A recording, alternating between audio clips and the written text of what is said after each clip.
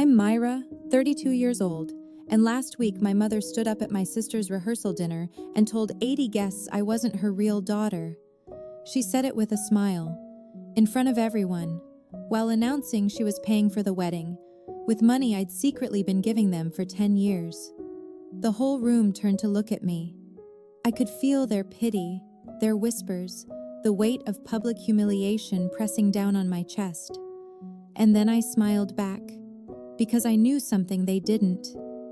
3 words later, my mother's face went white. Before I continue, if you're enjoying this story, please take a moment to like and subscribe, but only if you genuinely connect with it. Drop a comment telling me where you're watching from and what time it is there. Now let me take you back 10 years, to the day everything began. 10 years ago, I was 22. Fresh out of college with an accounting degree and an entry-level job that barely covered rent. I thought I had my whole life figured out. My family looked picture perfect from the outside. Dad, Richard Sterling, had been a sales director for 20 years. Mom, Diane, was a homemaker who treated our family's reputation like her full-time job. And then there was Chloe, my younger sister. 18, golden-haired, effortlessly charming. She'd just been accepted into a prestigious university on the East Coast. The favoritism wasn't new. It had always been there, woven into the fabric of our family, like an ugly thread no one acknowledged. When I graduated college, my parents threw me a small dinner, 5 people. Mom said, "You don't like crowds anyway, Myra." I didn't argue. I never did. 2 months later, Chloe got her acceptance letter. They rented out a restaurant. 50 guests, a 3-tier cake. Dad gave a speech about how proud he was of his little star. I sat in the corner, clapping along with everyone else. "Chloe needs encouragement," Mom explained when I asked about the difference. "She's young, she needs support. You've always been able to take care of yourself." I told myself she was right. Chloe was the baby, she needed more attention. I was the older sister, steady, reliable, invisible. That was my role. I had no idea that in just a few weeks my father would call me with news that would change everything. News that would turn me from the invisible daughter into something else entirely, something they would spend the next decade pretending didn't exist. The second sign came a week before that phone call. I was visiting home for Sunday dinner when I overheard Mom and Dad in the kitchen. They were planning to buy Chloe a car. Not just any car, a brand new Honda Civic for her to drive at college. "She can't be taking buses," Mom said. "What would people think?" I thought about my own commute. 2 hours each way on public transit. Crowded buses, late-night walks from the station to my apartment. No one had ever worried about what people thought of that. I didn't say anything. I never did. Swallow it down, Myra. Keep the peace. That Thursday night, my phone rang at 11 p.m., Dad's number. His voice was different, smaller, almost trembling. "Myra, I need to talk to you, but you can't tell anyone, especially not Chloe." My father was a proud man. In 30 years, I'd never heard him sound like this. "Dad, what's wrong?" A long pause. Then, "I lost my job, Myra, 3 weeks ago. And our retirement fund, it's almost gone. Bad investments. I thought I could fix it, but..." His voice cracked. My father, the man who never showed weakness, who lectured us about financial responsibility, who looked down on anyone who couldn't handle their own affairs, was calling his invisible daughter in the middle of the night, begging for help. "What do you need?" I asked. "Just, don't tell your mother I called. She's already so stressed. And Chloe has school to focus on." Even then, even in crisis, I was the one they could burden without guilt. What he said next would reshape our relationship forever, though I didn't know yet whether it would break us or bind us. Dad laid it all out over the next hour. He'd been let go without warning. Corporate restructuring, they called it. At 55, no one was hiring. He'd sent out dozens of applications. Nothing. The retirement fund was worse. Years ago, he'd moved most of it into what a friend called a sure thing. The sure thing collapsed. What was supposed to be their safety net had shrunk to almost nothing. "We're 3 months behind on the mortgage," he admitted. "If we miss another payment, they could lose the house." The next day, Mom called. Her voice was thick with tears. "Myra, your father told me he spoke to you. I know we shouldn't ask, but you're the only one who can help. Chloe's still in school, she can't work, and we can't tell anyone about this. You understand, don't you?" I understood. I always understood. "What do you need me to do?" "Just a little help each month, until your father finds something. We'll pay you back, of course. But Myra," her voice dropped, "no one can know. Not Chloe, not your aunts, not anyone. We can't have people thinking this family is struggling." I was making $52,000 a year. After rent, utilities, and student loans, I had maybe $800 left each month. They were asking for $20,500. I said yes anyway. "You're such a good daughter," Mom whispered. "The best. We'll never forget this, Myra. Never." I set up an automatic transfer that week. Every month, $10,500 would flow from my account into their retirement fund. I picked up overtime shifts, canceled my gym membership, stopped eating out. It was supposed to be temporary. It wasn't. Let me tell you what 10 years of temporary looks like. I worked 60-hour weeks.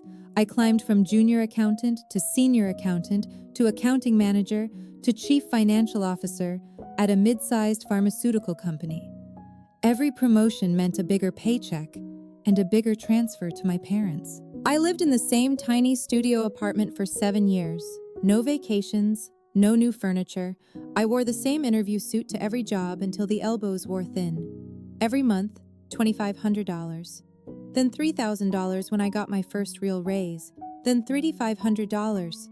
Like clockwork, like breathing, like it was just part of who I was.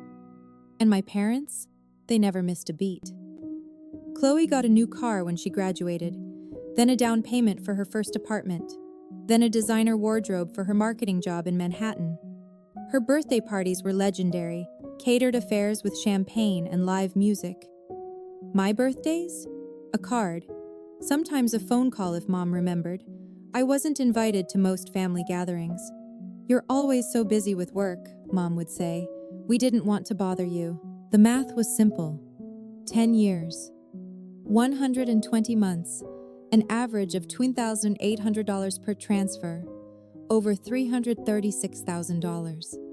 I paid for my parents' retirement while they told everyone they'd done it themselves. I sacrificed my 20s while they celebrated my sister. I kept their secret while they slowly erased me from the family portrait. And not once, not a single time in 10 years, did they say thank you. Not officially, not in front of anyone, not in any way that mattered. I told myself it didn't matter. Actions speak louder than words, right? They knew what I'd done for them. I was wrong. I was 32 when I finally looked in the mirror and saw what I'd become. Daniel and I had been dating for 2 years. He was kind, patient, and completely confused by the way I lived. One night he asked the question I'd been avoiding. "Myra, have you ever thought about buying a place? For us?" I stared at my bank account. After 10 years of 6-figure salaries, I had less than $15,000 in savings. No house, no investments, no retirement fund of my own. Everything had gone to them. I'm not sure I can," I admitted. Daniel's face fell, not with anger, with concern. "Myra, I love you, but sometimes I don't know who you're living for. It's not yourself."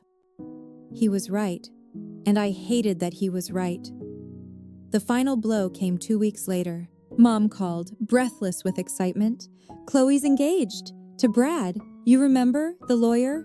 We're going to throw her the most beautiful wedding. Your father and I will pay for everything." Pay for everything. My stomach dropped. "What's the budget?" I asked, keeping my voice steady. "Oh, somewhere around 80,000. Maybe more. She deserves a fairy tale, don't you think?" $80,000.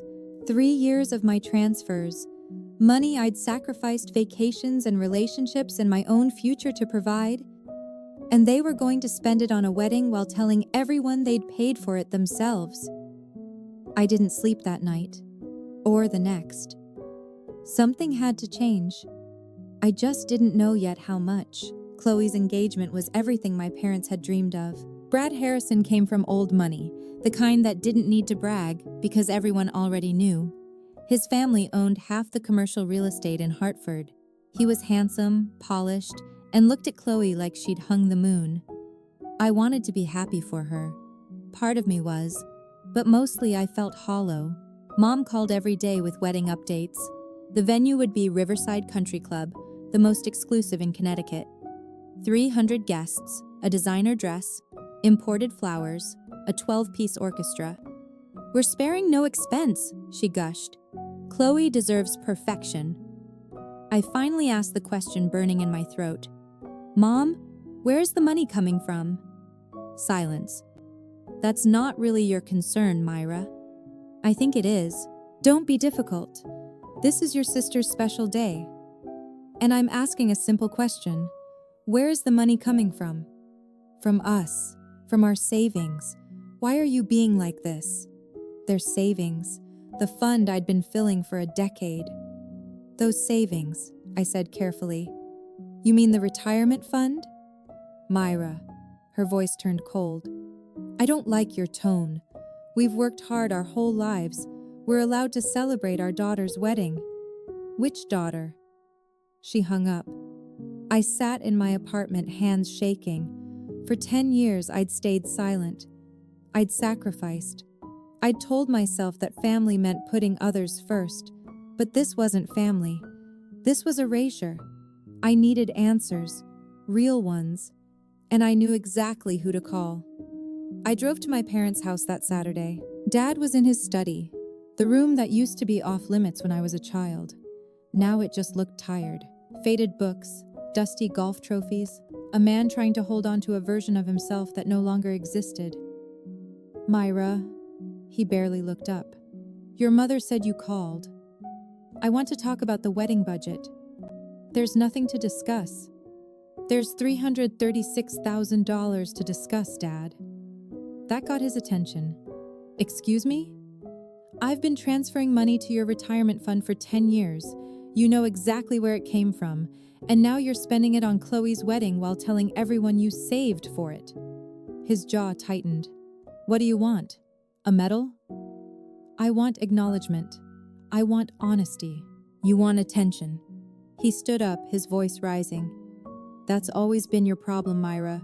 You do something nice, and then you need everyone to applaud. Chloe doesn't need validation for everything she does. Chloe hasn't done anything. She's brought pride to this family. She's given us joy. What have you given us? Money? He laughed bitterly. Money is easy. Being a daughter is harder. I felt like I'd been slapped. I've given you 10 years of my life, and we gave you 22 years of ours. We raised you, fed you, educated you. That money was your obligation. It's what children do. It was a gift, Dad, freely given, and you never once what? Thanked you? He sat back down, dismissive. Grow up, Myra. The world doesn't owe you gratitude. I left without another word, but I'd already made my decision. The next morning, I called Marcus Webb. Marcus had been my family's financial advisor for 15 years, distinguished, professional, discreet. He was the only person outside our family who knew the truth about those monthly transfers. Myra. His voice was warm but cautious. I was wondering when you'd call. You know why I'm calling. A pause. I can guess.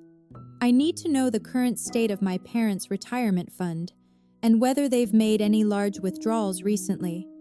Marcus was quiet for a long moment. Technically, I shouldn't disclose this without their permission. Marcus, I've been the primary contributor to that fund for a decade. I think I've earned some transparency. He sighed. You're right. And honestly, Myra, I've been uncomfortable with this situation for years. He pulled up the records. Current balance is approximately $280,000, almost entirely from your contributions over the past 10 years. My stomach tightened. And the withdrawals? Another pause. $60,000, 3 weeks ago. For the wedding? I'm not officially allowed to confirm that, but yes. I closed my eyes. Marcus, what are my legal options here? Well, the transfers were classified as gifts. You can't reclaim them. He hesitated. But you can stop contributing at any time. There's no contract, no obligation, just an automatic transfer that you control. Would you be able to verify my contributions if someone asked? I have complete records, dates, amounts, everything, but Myra, why? Because I might need a witness. Silence. Myra, you should know. Your parents invited me to the rehearsal dinner. As a family friend. The pieces clicked into place. Thank you, Marcus. I'll see you there. The phone rang 3 days before the rehearsal dinner. Myra, it's Aunt Patricia. Aunt Patricia was Mom's older sister. The one person in our family who'd never quite bought the official narrative. At 70, she had the kind of quiet wisdom that came from watching decades of family drama unfold. I heard about the wedding, she said. Your mother won't stop talking about it. The venue, the flowers, the dress, how they're paying for everything. I said nothing. Myra, honey, can I ask you something? Go ahead. Where is that money actually coming from? My throat tightened. Why do you ask? Because I know your parents. I know they lost nearly everything in that investment scheme. I know your father hasn't worked in 10 years. Her voice softened. And I know you, sweetheart. I've watched you work yourself to the bone while Chloe gets everything handed to her. For the first time in years, I felt tears prick my eyes. Aunt Patricia, you don't have to tell me the details. But if what I suspect is true, if you've been carrying this family while they pretend you don't exist, I want you to know something. What? I see you. I've always seen you. And whatever happens at that dinner, I'll be in your corner. I took a shaky breath. How did you know? Because I'm the older sister too, Myra. I know what it's like to give and give until there's nothing left. A pause. And I know what it feels like when no one notices. We talked for another hour. By the end, I had something I hadn't had in years. An ally. That night, I sat at my computer and opened a folder I hadn't touched in years. Bank confirmations, 120 of them. Every single month for 10 years. Transfer confirmed, $2,500 to Sterling Family Trust. Transfer confirmed, $3,000 to Sterling Family Trust. Transfer confirmed, $3,500 to Sterling Family Trust. Each email was a timestamp, a receipt, proof. I forwarded them all to Marcus Webb. Then I backed them up to 3 different cloud services. Then I printed the first and last pages. Daniel found me at 2 a.m., surrounded by papers. What are you doing? Preparing. He sat down beside me, scanning the documents. His expression shifted from confusion to understanding to something like awe. Myra, this is over $300,000. I know. And they never know. He was quiet for a long moment. Then he took my hand. What are you planning? I don't know yet. I stared at the stack of papers. I've spent 10 years being silent, hoping they'd see what I'd done, hoping it would be enough to make them love me the same way they love her. And now? Now I realize that silence isn't a virtue. It's a cage I built for myself. I squeezed his hand. I'm done being invisible, Daniel. I'm done hoping my actions will speak for me. What changed? Mom called me not their real daughter to Aunt Patricia last week, while planning to spend my money on Chloe's wedding. Daniel's jaw tightened.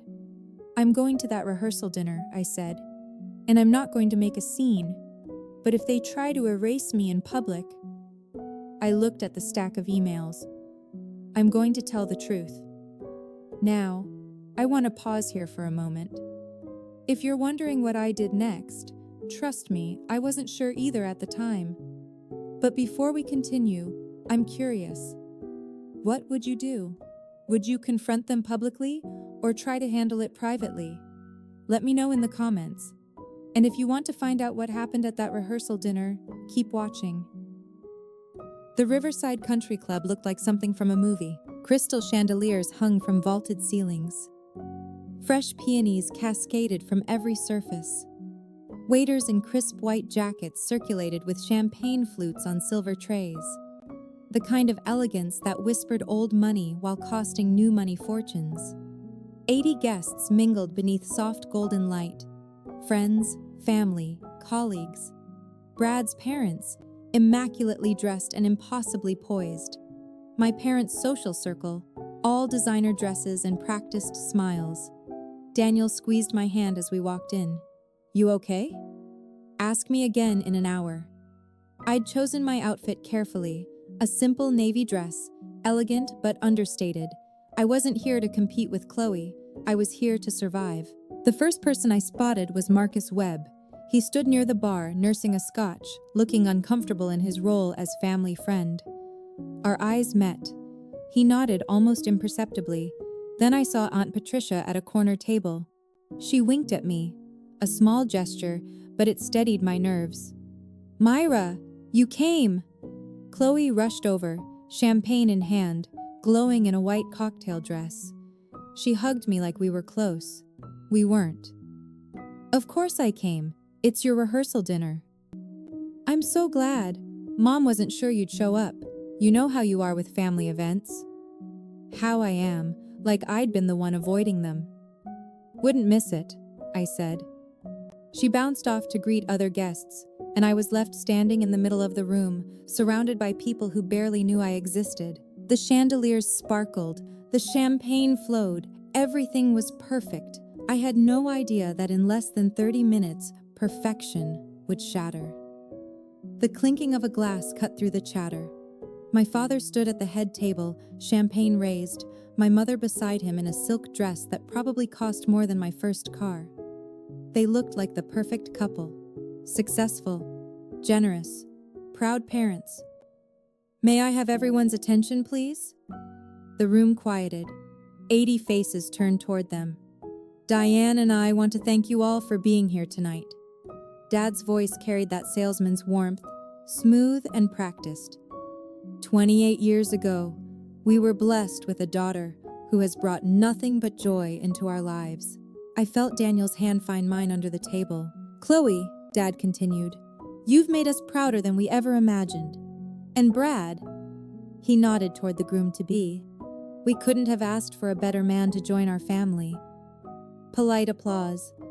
Brad smiled modestly. Then my mother took over. As many of you know, we've been planning this wedding for months. She laughed lightly. And I'm proud to say that Richard and I have taken care of everything. The venue, the catering, the flowers, all of it.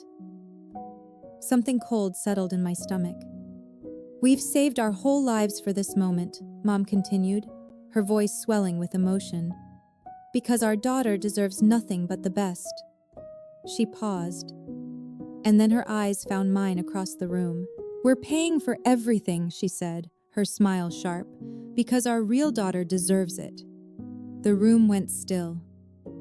Unlike some people. Every head turned to look at me.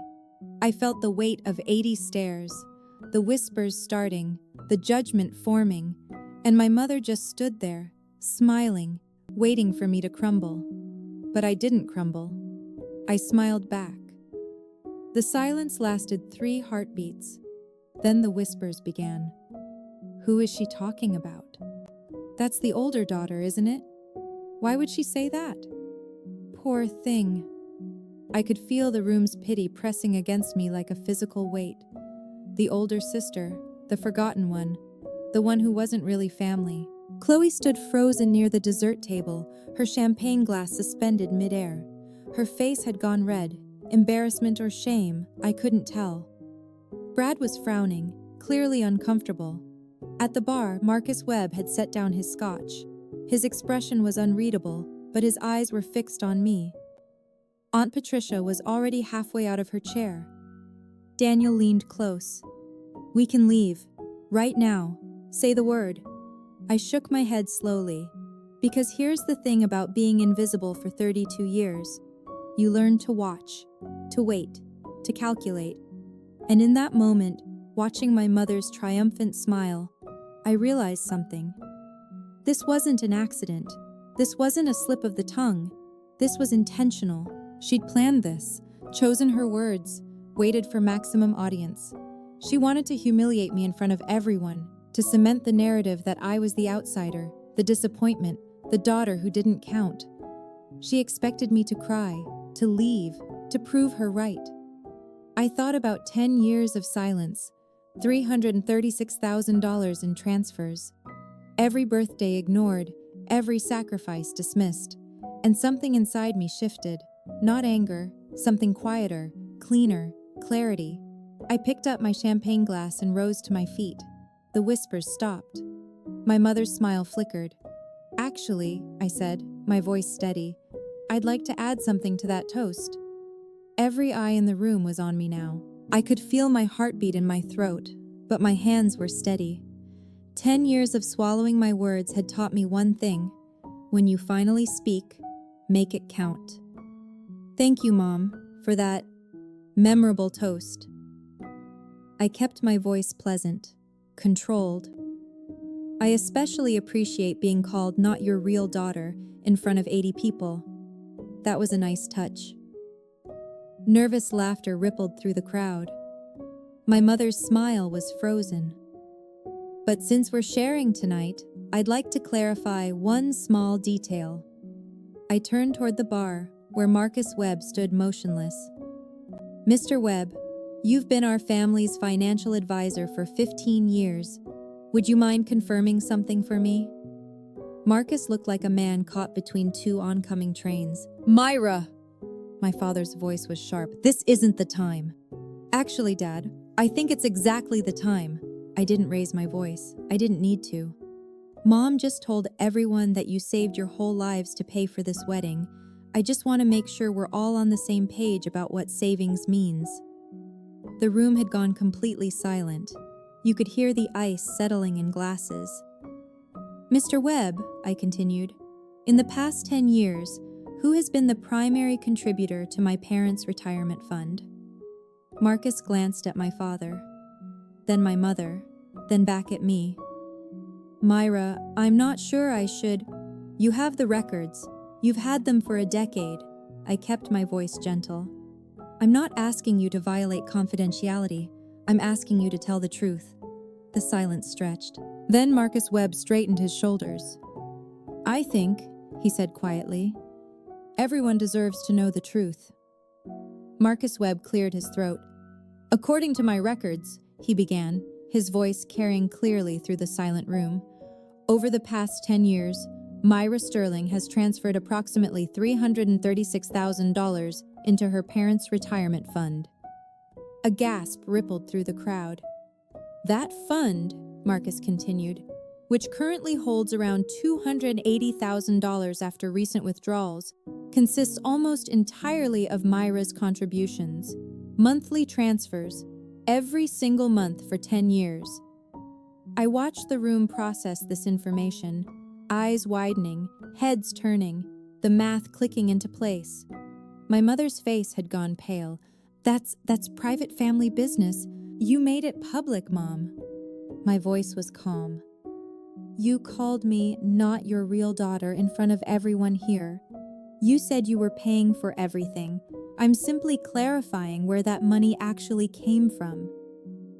"This is outrageous," my father sputtered. "Marcus, you had no right."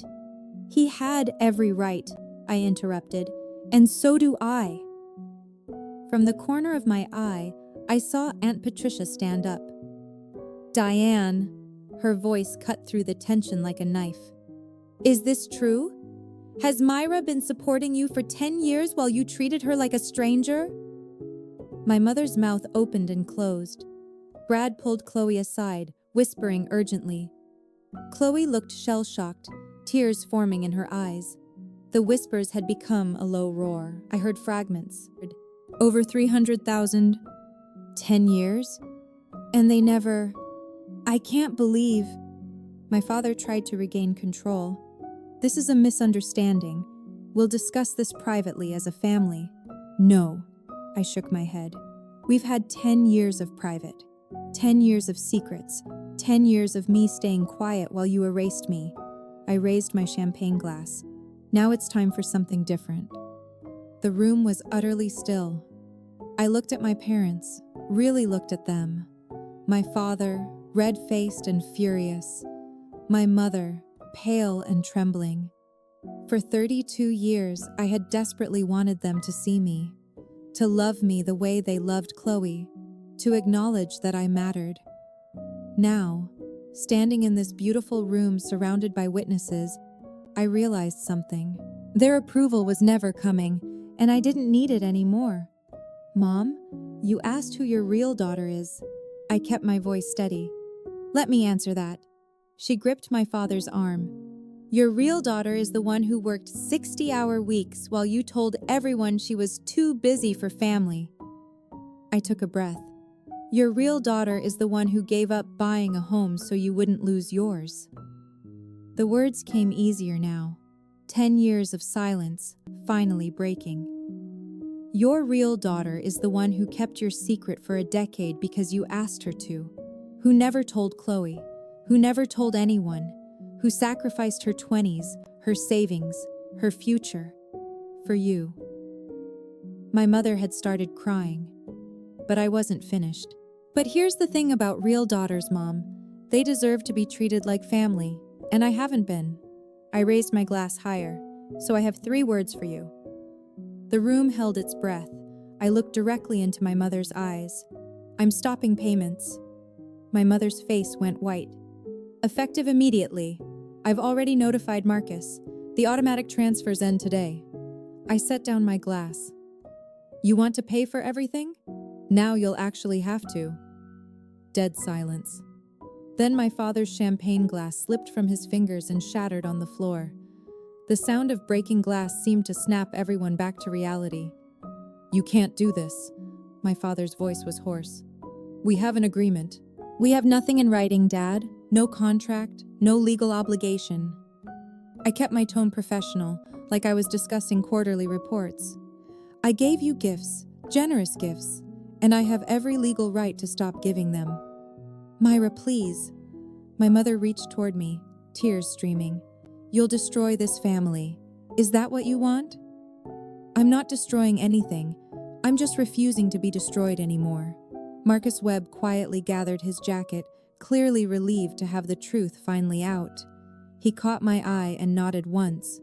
Validation, confirmation. Brad had pulled Chloe to the edge of the room. They were in intense conversation, his hand on her shoulder, her face crumpled with confusion and something else. Was it guilt? The other guests didn't know where to look. Some stared at my parents with new eyes. Others whispered behind hands. A few were already reaching for their phones. This is insane, my father tried again. You're making yourself look ridiculous.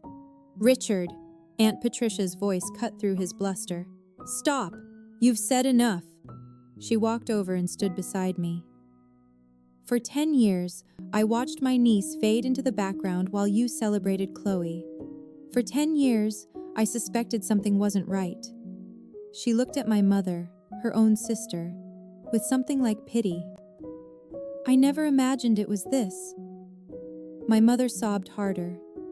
I touched Aunt Patricia's arm gratefully. Then I turned back to my parents. I don't want you to suffer, I said quietly. But I'm done suffering for you. Daniel stood up and took my hand.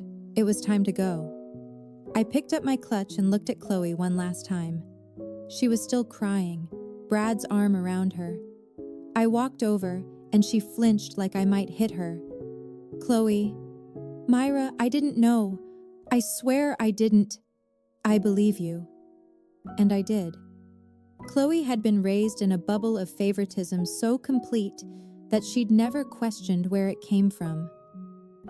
I don't blame you for any of this, Her lip trembled. But the wedding will still happen. Brad loves you. That's real. I took her hand briefly. But it won't happen on my money, and I hope someday you understand why that matters. I turned to go. Daniel was waiting by the door, jacket over his arm. Myra! My mother's voice, shrill and desperate. You're walking away from this family! I paused at the threshold. No, Mom. I'm walking toward a family that actually exists. I looked at Daniel, at Aunt Patricia, who was gathering her things to leave with us. One that sees me, that values me, that doesn't need me to buy my way in. I stepped into the night. The air was cool and clean. Behind me, I could hear my father's voice rising, my mother's sobs, the chaos of a party that had become something else entirely. Daniel wrapped his arm around me. You did the right thing. I know, but my voice cracked. So why does it hurt so much? Aunt Patricia caught up to us in the parking lot. She pulled me into a hug, warm and firm and completely unexpected. Because love doesn't stop just because you set a boundary, she whispered, but neither should self-respect. I let myself cry then, finally, after 10 years. My phone exploded the next morning, 15 missed calls from my father, 23 texts from my mother, ranging from tearful apologies to furious accusations, voicemails I couldn't bring myself to play. Daniel made me pancakes while I stared at the screen. The first text from Mom. Myra, please call us. We need to talk. You've humiliated us. The 5th. I'm your mother. How could you do this? The 10th. If you don't call back, don't bother coming to the wedding. The 15th. I always knew you were jealous of Chloe. I turned off my phone. Mid-morning, a different name appeared on Daniel's screen. Chloe. Should I answer? He asked. I nodded. He put it on speaker. Myra, it's Chloe. Her voice was thick with tears. I know you're probably not answering your phone. I needed to ask. Ask what? Is my wedding ruined? Is it all going to fall apart because of... She stopped. I'm sorry, that sounds selfish. It's okay. It is your wedding. But Brad says he still wants to marry me. He says his family will help if needed. He says... She took a shaky breath. He says I should have known something was wrong, that I should have asked questions. I closed my eyes. Chloe, your wedding isn't ruined. Brad loves you. But yes, things are going to change. Mom and Dad won't be able to pay for everything they promised. Silence. Myra, do you hate me? The question hung in the air. No, I said finally. I don't hate you. I'm just done pretending that everything was fair. An email notification pinged on my laptop. From Marcus Webb. Transfer terminated as requested. Confirmation attached. It was really over. The fallout spread faster than I expected. Within a week, the story had circulated through my parents' entire social circle. 80 guests had witnessed the confrontation. 80 people went home and told their spouses, their friends, their book clubs and golf buddies. Aunt Patricia called me with updates. Your father got cornered at the country club yesterday, she said.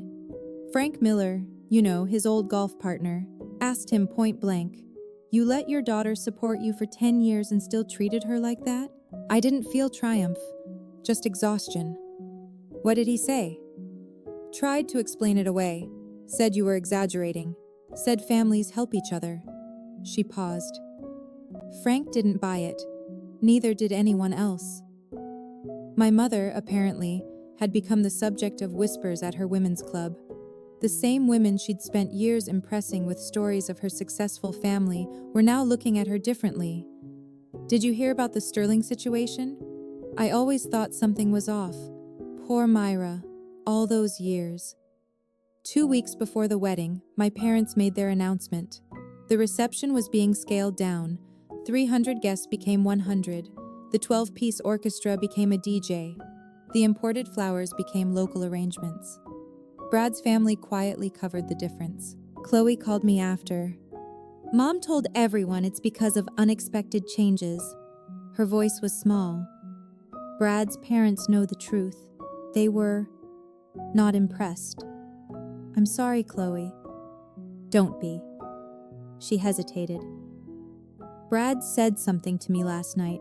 He said, if your sister could do all that for your parents with no recognition, imagine how loyal she'd be to people who actually appreciated her. A lump formed in my throat. He sounds like a good man. He is. And Myra? I'm starting to understand. 3 months later, I opened a savings account. It sounds small, but it wasn't. For the first time in a decade, money I earned stayed with me.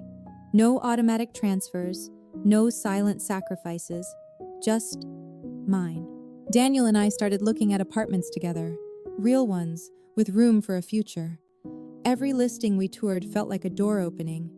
At work, the stress that had lived in my shoulders for years began to ease. I got a promotion, CFO now, officially, and actually celebrated it. Dinner at a nice restaurant, champagne. Daniel across the table, telling me he was proud. I started therapy. That was harder than I expected.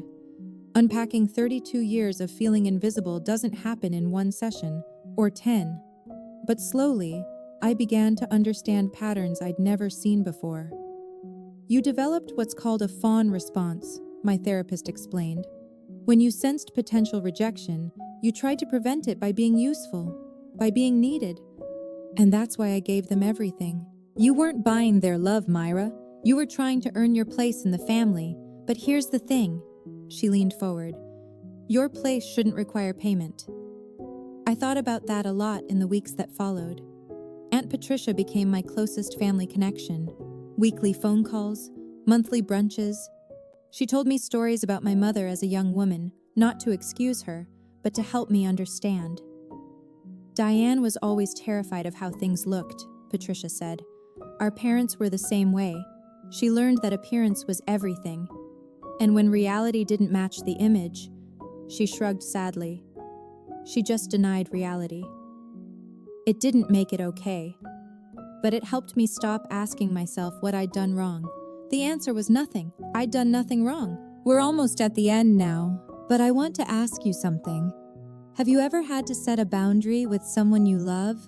Was it with family, a friend, someone you trusted? I'd really love to hear your story. Drop it in the comments. I read every single one. And if you're going through something similar right now, I hope my story gives you a little bit of courage. Let's finish this together. Chloe's wedding was smaller than planned, but it was beautiful. I went. Not for my parents, I barely spoke to them, but for Chloe. Because she was my sister, and because she was finally starting to see me. The ceremony was held in a garden behind Brad's family's estate. White chairs on green grass. A simple arch covered in local flowers. Intimate, real. I sat in the back with Daniel, wearing a dress I'd bought for myself for the first time in years. Aunt Patricia was 2 rows ahead, shooting me encouraging smiles. When Chloe walked down the aisle, she looked radiant. And when her eyes found mine, she paused, just for a second, and mouthed 2 words, "Thank you." I nodded. At the reception, my parents kept their distance. We exchanged polite words, nothing more. My mother looked older than she had 3 months ago. My father seemed diminished somehow, smaller in his expensive suit. Before I left, my mother approached me. "Myra," her voice was strained, Do you still love us?" I considered the question. "Yes," I said finally. "I do." Hope flickered in her eyes. "But I love myself more now, and that means I can't keep being the person who gives everything while getting nothing back." "We could change? Maybe." I touched her arm gently. "But that's not my responsibility anymore. You have to want to change. Not because I stopped paying, but because you realize what you did was wrong." She didn't have an answer to that. I found Chloe before leaving and handed her an envelope. "It's not money," I said. "It's a letter. Read it when you're ready." She hugged me, really hugged me, for the first time since we were children. It felt like a beginning. 6 months later, Daniel and I moved into our first apartment together. It wasn't huge. 2 bedrooms, a small balcony, a kitchen where we kept bumping into each other. But it was ours. Paid for with my money. Money I'd earned and kept. The first night, we sat on the balcony with takeout and cheap wine, looking at the city lights. "Regrets?" Daniel asked. I thought about it. Only that I waited so long. My relationship with my parents became what it needed to be, distant but not hostile. I called on holidays, visited occasionally, but the easy access was gone, and so was the expectation that I would fix everything. They had to adjust, sell the big house, move into a smaller condo, learn to live within their means. My mother complained about it to anyone who would listen, but fewer people were listening these days. Chloe and I grew closer. She read my letter and cried for an hour. Then she called me and we talked, really talked, for the first time in our lives. "I was so blind," she said. "I'm so sorry." "You didn't know. I should have asked. I should have seen." "Maybe. But we can't change the past. We can only choose what comes next." I look in the mirror these days and finally recognize the person staring back. Not invisible. Not the forgotten daughter. Not the one who gives until there's nothing left. Just Myra, 32 years old, figuring it out. And you know what? That's enough. It was always enough. I just had to stop waiting for someone else to tell me so. After everything settled, I spent a lot of time thinking about why. Why did my parents treat me that way? Were they evil, cruel, monsters?